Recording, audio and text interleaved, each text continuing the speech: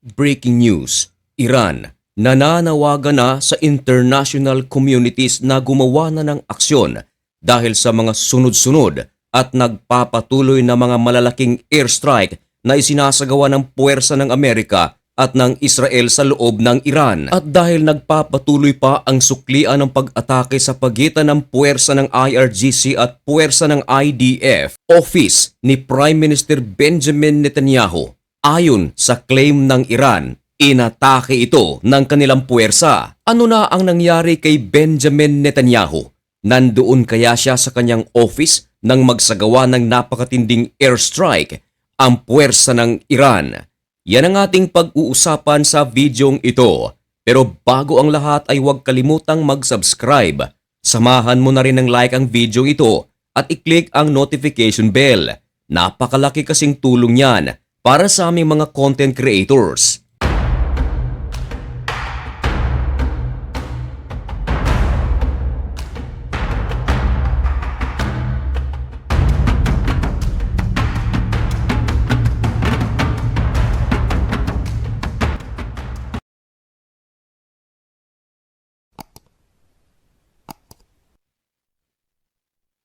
Maligayang pagbabalik mga kaibigan. Kumusta kayong lahat?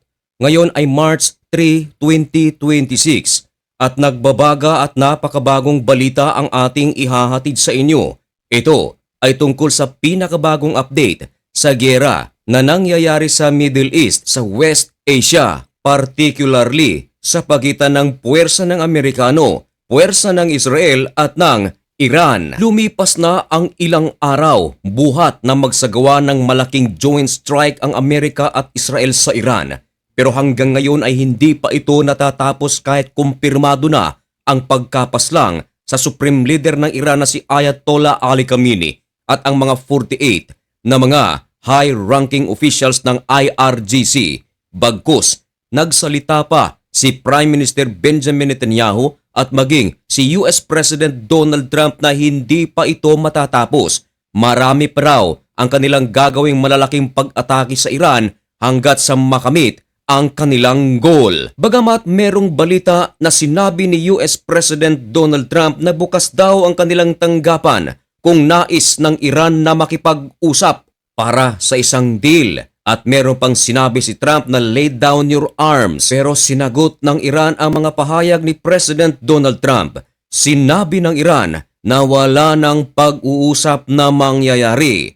Ang ibig sabihin lamang nito mga kaibigan, tuloy na tuloy ang giyera sa pagitan ng Amerika, Israel at Iran. Pero habang nagpapatuloy ang kanilang digmaan, ito na. May panawagan na ang Iran sa international communities at upang patotohanan ng ating sinasabi, binalita ito ng Al Jazeera. Ayon sa kanilang headline, Iran demands international action after attacks impact hospitals and schools. Nais ng Iran na ang international communities ay wag nang manahimik.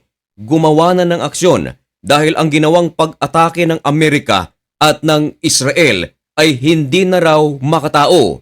Bakit? Sapagkat sa naturang pag-atake ng Amerika at ng Israel, may mga paaralan na tinamaan, may mga hospitals. Dagdag pa ng Iran na sa naturang paaralan na nawasak sa airstrike ng Amerika at ng Israel, maraming mga kabataan ang nadamay. Nagbigay pa ng numero ang Ministry of Foreign Affairs na umabot sa 165 ka mga bata ang nasawi sa naturang joint strike ng Amerika at ng Israel. Dagdag pa ng Iran na hindi lang paralan, kundi marami silang mga hospitals na na-damage. Lugar ito na dadalhan sana ng mga may kapansanan o mga nadadamay sa giyerang ito. Pero paano pa raw? Maging ang mga hospital ay tinatarget daw ng Amerika at ng Israel. At nagbigay ng pahayag mga kaibigan ang World Health Organization Director General na si Theodore Adhanom.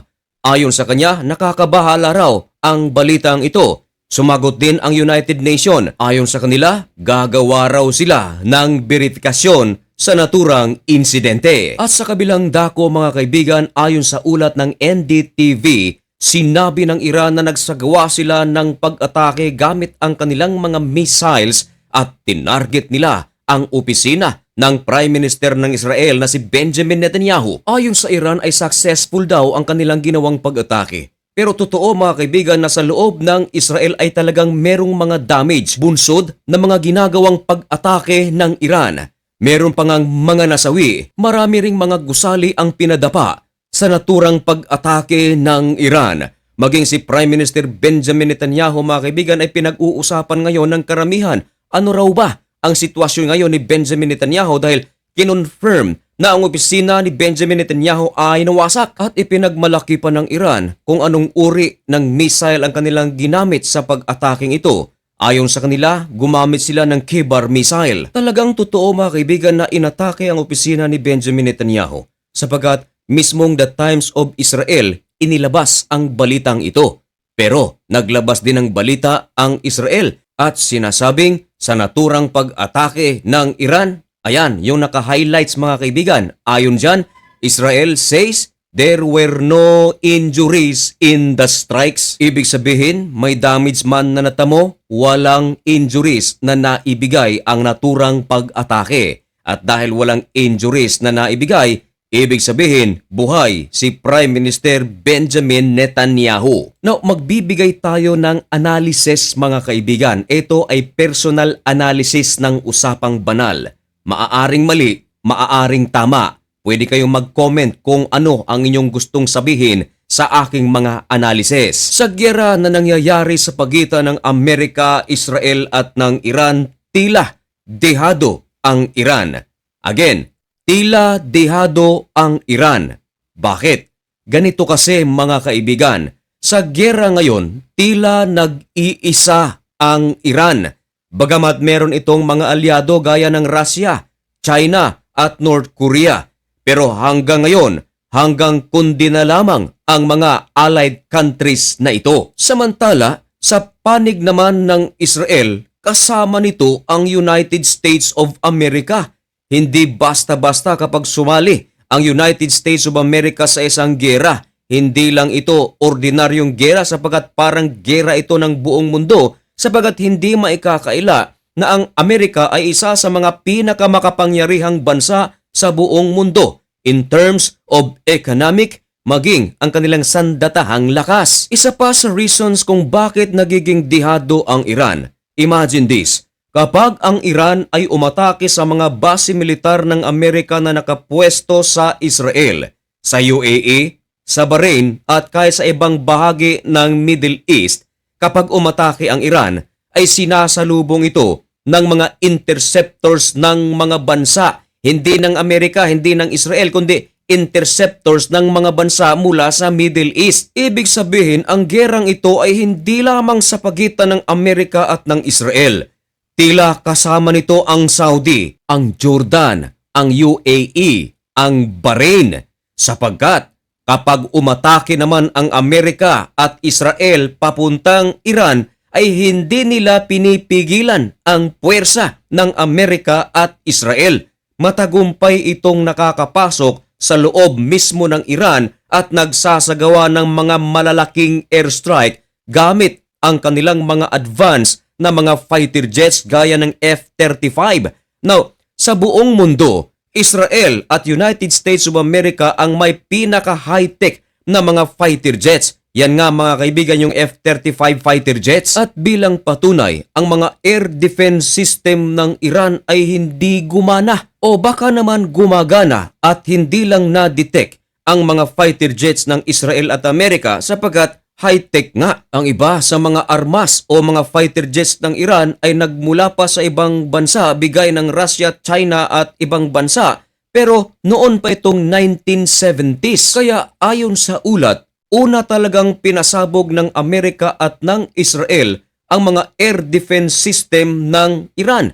Kaya madali nitong isinunod ang compound kung saan naroroon si Ayatollah Ali Khamenei at ang ibang mga matataas na officials ng IRGC. Patungkol naman sa tatlong fighter jets ng Amerika na bumagsak. Yun, ayon sa ulat, ay aksidenteng napabagsak ng Kuwait. Kinumpirma ng CNN na ang naturang mga fighter jets ng Amerika na bumagsak, bawat isa ay nagkakahalaga ito ng 10 of millions of Ayon sa US Central Command ay nagsasagawa na sila ng investigation sa naturang insidente. Nilinaw din ng US Central Command na ang mga piloto ng naturang mga fighter jets, lahat sila ay ligtas dahil naka-eject na sila bago pa ito bumagsak sa lupain. Bago ko tapusin ang videong ito, kumustahin muna natin ang ating mga kababayan o mga OFWs na nasa Israel. Kumusta po kayo riyan? Ang ating mga kababayan na nasa Jordan, sa Saudi Arabia, sa Dubai, sa Bahrain, sa Lebanon, kumusta po kayo? Pwede po ba kayong mag-comment? Maaari niyong gamitin ang channel na ito upang kumonekta sa iba nating mga kababayan, lalong-lalo na taga-subaybay din ng iba sa channel na ito. Dalangin po namin ang inyong kaligtasan. Manatiling nakaalerto, manalangin at sumunod sa mga pamantayan para sa safety protocols ng mga bansa kung saan kayo nabibilang. Mga kaibigan, hanggang dito na lamang muna ang videong ito. May God bless you and thank you so much for watching. Goodbye!